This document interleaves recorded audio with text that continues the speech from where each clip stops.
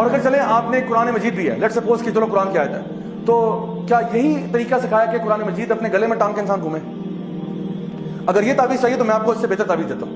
آپ مجھ سے ایک USB لے جائیں، اس میں پورا قرآن دے دوں گا آپ کو، اور حدیث کی تمام کتابیں، اور یہ لیکچر کی ریکارڈنگ بھی ویڈیو لے جائیں تبرک کے لیے، اور یہ 8 GB کی، 8 GB سے اوپر ہی لے گا، 8 GB کی USB نا گلے میں ٹانگ کے پھریں، انشاءاللہ شفا ہوگی.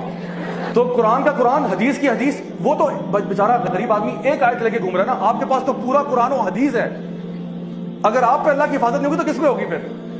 تو میں بتاؤں کہ یہ طریقہ بھی 2 نمبر ہے، یہ طریقہ صحیح نہیں ہے. قرآن پڑھنے کے لیے امیجن کریں آپ کسی ڈاکٹر کے پاس جاتے ہیں، ڈاکٹر صاحب سر میں درد ہے، ڈاکٹر صاحب کہتے ہیں برائے مہربانی 2 پتے پیناڈول کے گلے میں ٹانگ لیں، شفا ہوگی انشاءاللہ. تو قرآن کس لیے؟ اللہ تعالیٰ فرماتے ہیں وَرَتِّلِ الْقُرْآنَ تَرْتِيلًا أَفَلَا يَتَدَبَّرُونَ الْقُرْآنَ وَلَقَدْ يَسَّرْنَا الْقُرْآنَ لِلذِّكْرِ فَهَلْ مِن مُدَّكِرٍ. ہم نے قرآن کو آسان بنا دیا ذکر کے لیے، سوچنے کے لیے، پڑھنے کے لیے.